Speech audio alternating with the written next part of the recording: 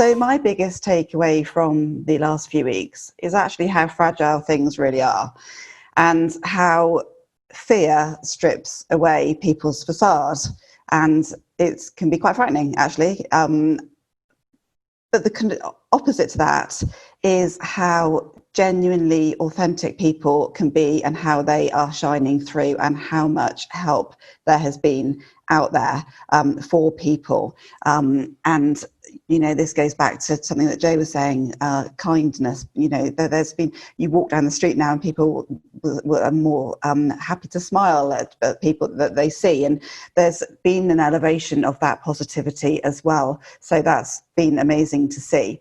And that feeds on to my 3 tips actually, because my first tip is something that I talk about on a fairly regular basis and always have, but it's really know who your ideal client is, and it's really know what pain they're experiencing now, because it may be different to what they were experiencing before. And actually your ideal client may have changed, because the people that are experiencing the pain that you can offer a solution to may be a different group of people. So really know your ideal client and really talk to their pain and really help them, really offer a solution. People want and need to be helped, and that's where you can really add value and really help elevate this positivity that's out there right now. Amanda, this is one of Amanda's key things, and it's a real bug of mine, is that sales does not have to be a negative thing.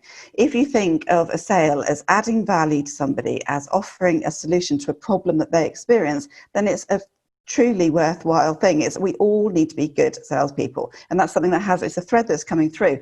And in a recent poll I did, 70% of business owners said that lead generation was a problem. So it's lead generation, and people are a bit nervous about sales, when's the right time to sell, etc. But if you genuinely know that you are authentic and you genuinely know the pain that your ideal client is experiencing, then actually you're just having a conversation and you're offering a solution. It doesn't need to be thought of as sales. From a technical perspective, do know your pipeline though. It's really key to keep on top of those numbers, as Tori was saying. So do have a pipeline, do revisit it, look at it, and have a very good, robust pre-sales process in place to enable any leads to convert to sales in the most time efficient way, because then you can help more people. So my second top tip is to actually revisit your plan. If you don't have a plan, get a plan, do a business plan.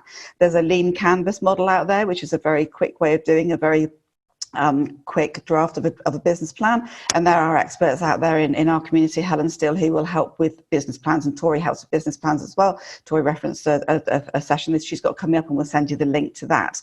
But have a business plan and stick to it. Don't just stick it in your drawer, have a look at it.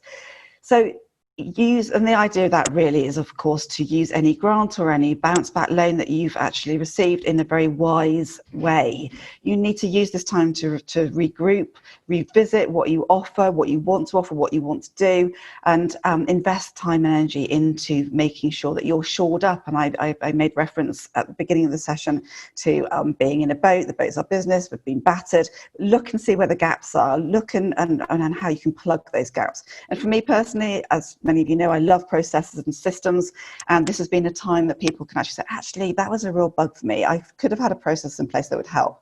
I could have had a system in place that would help me with that. So I talk a lot about CRMs, and I automate stuff through MailChimp and Xero, all these beautiful systems, make sense of them, and they really do come into their own. It's a real time to shore up your business so that you can really weather anything that's ahead. So that's my second top tip.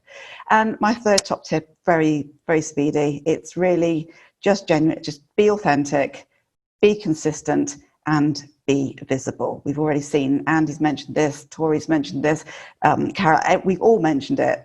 The people that are out there consistently being visible and adding value are the people that are really sort of standing out from the crowd. So that's my third tip, is to be authentic, be consistent, and to be visible.